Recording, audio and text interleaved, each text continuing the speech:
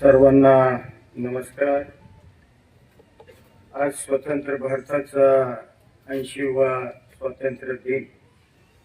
या दिनाच्या निमित्तानं उपस्थित सर्वांना मनपूर्वक शुभेच्छा। आज आपण अत्यंत अभिमानाचा दिवस साजरा करीत आहोत। हा दिवस आपल्या स्वातंत्र्याचा, राष्ट्रीय अस्मितेचा आणि लोकशाही मूल्यांचा गौरव करणारा दिवस आहे। या प्रसंगी स्वातंत्र्यासाठी आपल्या प्राणांची आहुती देणाऱ्या सर्व ज्ञात अज्ञात हुतात्म्यांना, स्वातंत्र्य सैनिकांना आणि राष्ट्र निर्मितीसाठी योगदान देणाऱ्या सर्व महान व्यक्तींना मी विनम्र अभिवादन करतो।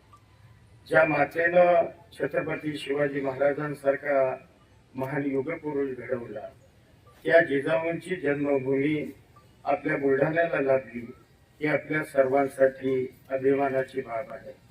महात्मा ज्योतिबा फुले, राजर्षी शाहू महाराज आणि डॉक्टर बाबासाहेब आंबेडकर या महान विभूतींच्या विचारांना पुढे नेणे आणि त्यांच्या अमूल्य कार्याचा वारसा जपणे ही आपली सामूहिक जबाबदारी आहे। भारताच्या संविधानाने आपल्याला समता, स्वातंत्र्य, बंधुता आणि न्याय ही मूल्ये दिली। या मूल्यांच्या आधारावर आज भारत जगातील सर्वात मोठी लोकशाही म्हणून यशस्वीपणानं वाटचाल करत आहे।